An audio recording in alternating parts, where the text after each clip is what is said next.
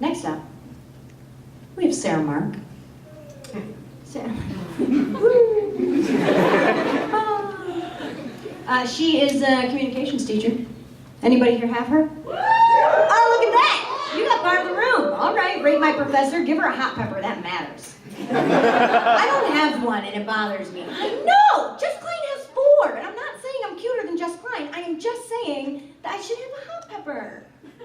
I don't care that I'm easy. I mean...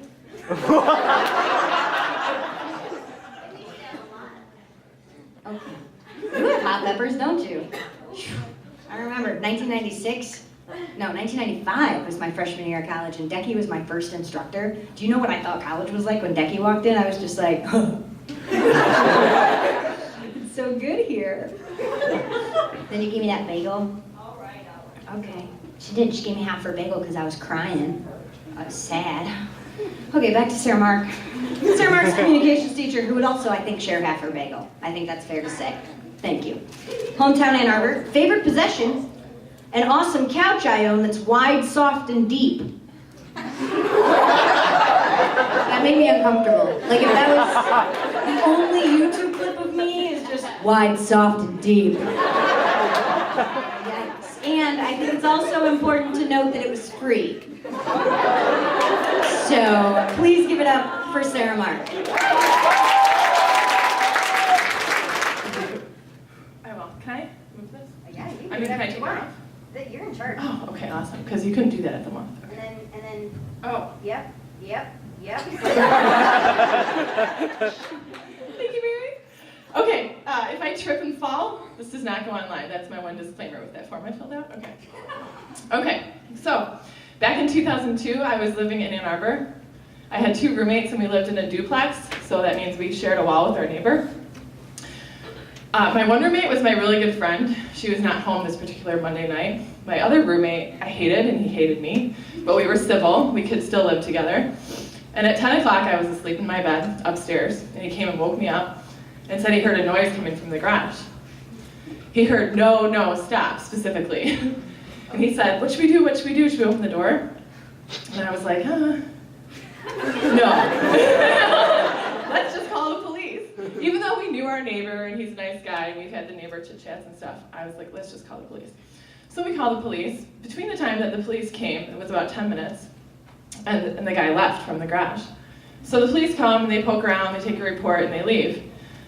We all go to bed, nothing happens, right? Tuesday, the next day, I noticed my neighbor's car is back in the garage, and I was planning a surprise party for that following weekend, so of course I was going to invite him, maybe share a bagel with him, because I'm nice, right?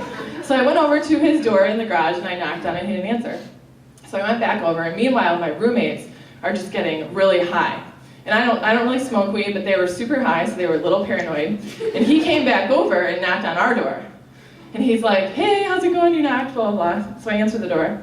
And he comes in and he's like, I said, we heard some noises last night. Was everything okay? We called the police, we were really concerned. He's like, oh, you wouldn't believe it. My friend Bob, he had a seizure. We were drinking tequila. It was his first time. I didn't know he had epilepsy, and it was really bloody, and I had to take him to the hospital, and it was crazy, and he's okay now, though, so don't worry about it. And I'm like, oh, you have to come in and tell my roommates this right now. So I bring him inside, and he sits down in our living room, and my roommates are high, and we all pull out a beer, and we're just sitting there, and they're just looking at me like, did you have to bring this guy in here? And so he tells them his story, and luckily, none of us realize that when you have an epileptic seizure, you don't say words. You don't say things like stop and no, right? So he tells the story again, and then the guy that he killed was in the back. He had killed him with a wire around his neck. It turns out that my neighbor had tried to take this homeless man's identity who was getting his life together because he could not live with his true identity because he was running from the law because he stole a felonious amount of library books. So yeah, he's a sociopath, and he gets books out and he learns from them and he becomes whatever he's learning about, and then he attaches himself to women who he lives off of, and that's his story. So his ex-girlfriend, he had killed her and dismembered her and stuck her in a freezer in his basement, right? And then he left town and he killed this guy, which apparently didn't work out to take his ID. He had a note written in his car bury bodies, torch car, Vegas. In that order, he had written it, because he was gonna, just in case he forgot how that was gonna work. It's good to have it written down. And his girlfriend, who had been living with at the time, who obviously had no idea about any of this, had gone to Vegas and broken things off with him and told him, I don't care if I see you anymore, blah, blah, blah. So he was on his way to her. He never got to her, but he got pulled over because he didn't have 2 license plates on his car, front and back, and his car was running low. So then he got arrested, and my roommates and I all had to testify in his trial. And I don't do well in the courtroom. I just sat there and giggled the whole time. I was so nervous. I couldn't believe it. I just kept looking at this guy who looks like a skeleton at this point and thinking about how I really didn't know him and he was a complete different person. Anyways, so the end result is you really don't know who your neighbors are, so be scared.